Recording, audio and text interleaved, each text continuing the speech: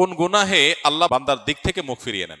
এই বিষয়ে প্রসিদ্ধ একটা হাদিস আছে, নবী সাল্লাল্লাহু আলাইহি ওয়াসাল্লাম বলেছেন, 3 ব্যক্তি এমন আছেন যাদের সাথে কিয়ামতের দিন আল্লাহ কথা বলবেন না, তাদেরকে আল্লাহ তাআলা পবিত্র করবেন না। এই মানুষগুলো যাদের থেকে আল্লাহ তাআলা মুখ ফিরিয়ে নেবেন, তাদের সাথে আল্লাহ কথা বলবেন না, তাদেরকে আল্লাহ পবিত্র করবেন না। সেই মানুষগুলোর মধ্যে একজন হলেন ওই পুরুষ, যে পুরুষ টাকনুর নিচে পোশাক পরে। পোশাক পরে বলতে যে পোশাক উপরের দিক থেকে যায় সেটা টাকনুর নিচে পরে, প্যান্ট, পাজামা, চাদর, লুঙ্গি, জুব্বা, জামা, এগুলো। মুজা যেটা থাকেই নিচে, নিচ দিক থেকে পরা হয়, ওইটার কথা ভিন্ন। তো এই যে মুসবিল যে ব্যক্তি টাকনুর নিচে প্যান্ট, পাজামা, লুঙ্গি ইত্যাদি পরে, এই ব্যক্তি, তার সাথে আল্লাহ কিয়ামতের দিন কথাও বলবেন না এবং তার দিকে আল্লাহ তাকাবেনও না, তাকে আল্লাহ পবিত্রও করবেন না।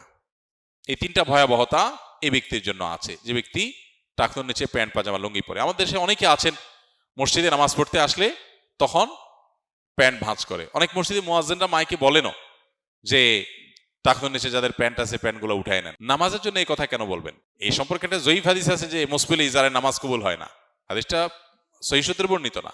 বিশুদ্ধ হাদিসগুলো সবগুলো হলো কমন এবং জেনারেল, সব সময়ের জন্য এটা প্রযোজ্য যে পুরুষ মানুষ টাকনুর নিচে পোশাক পরবে না। এখন বৈজ্ঞানিক গবেষণা বলছে যে এটা পুরুষের জন্য ক্ষতিকর। যাই হোক, সেটা গবেষণা কি প্রমাণ হয়েছে এটা বড় কথা না, বড় কথা হলো নবী সাল্লাল্লাহু আলাইহি ওয়াসাল্লাম নিষেধ করেছেন, বাস শেষ।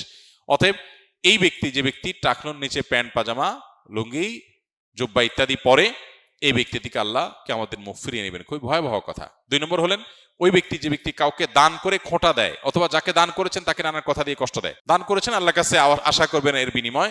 যাকে দান করেছেন তার সাথে আপনার কোনো আলাপ থাকবে না। দান করে খোঁটা দিলেন, কষ্ট দিলেন, খোঁচা মেরে কথা বললেন, এগুলো বললে আপনি আল্লাহ তাআলার দৃষ্টি থেকে সরে যাবেন কিয়ামতের ময়দানে। নাম্বার 3, ওই ব্যবসায়ী, যেই ব্যবসায়ী তার পণ্য বিক্রি করতে গিয়ে মিথ্যা শপথ করে।